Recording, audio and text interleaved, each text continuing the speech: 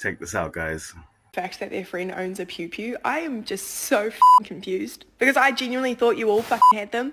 Like, I thought it was at least one per household.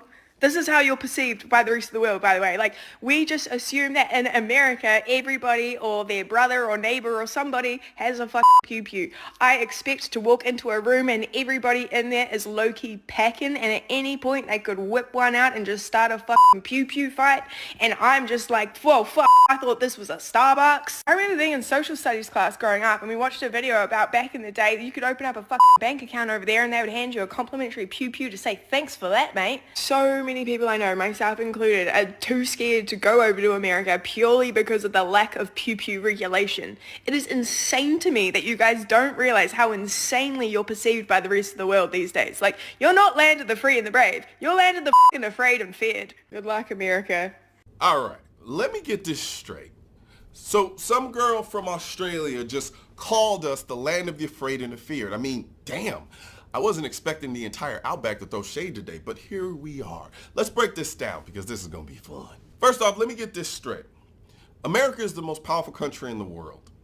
We ain't sitting around worried about how other countries perceive us, especially when it comes to guns, because we have all the guns.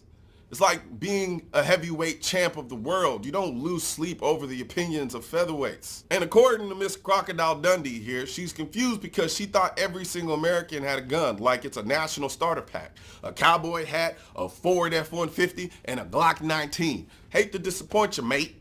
But we're not all walking around like John Wick on Casual Friday. Sure, a lot of us own guns, but it's not like there's a national mandate to keep one in the drunk drawer next to the ketchup package, even though it's something I advise. But that's neither here nor there. Now, let's talk about this opening a bank account and getting a gun thing.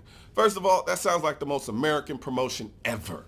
And I'm kind of mad it's not a real thing right now. Like, imagine going to Wells Fargo for a savings account and walking out with a Remington 870. Sign me up. But let me hit you with some history, Miss Down Under. That actually happened in the 70s. If you want the receipts, Google 1970s bank promotions with guns.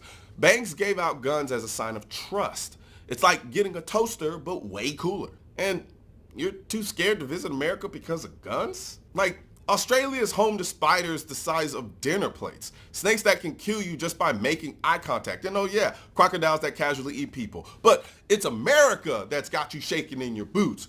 Girl, I'd be more worried about stepping on a jellyfish or getting kicked in the chest by a kangaroo than walking into a Starbucks over here. And this whole idea that everyone's just randomly whipping out guns like it's a shootout in a Quentin Tarantino movie, yeah, that's not exactly how that works.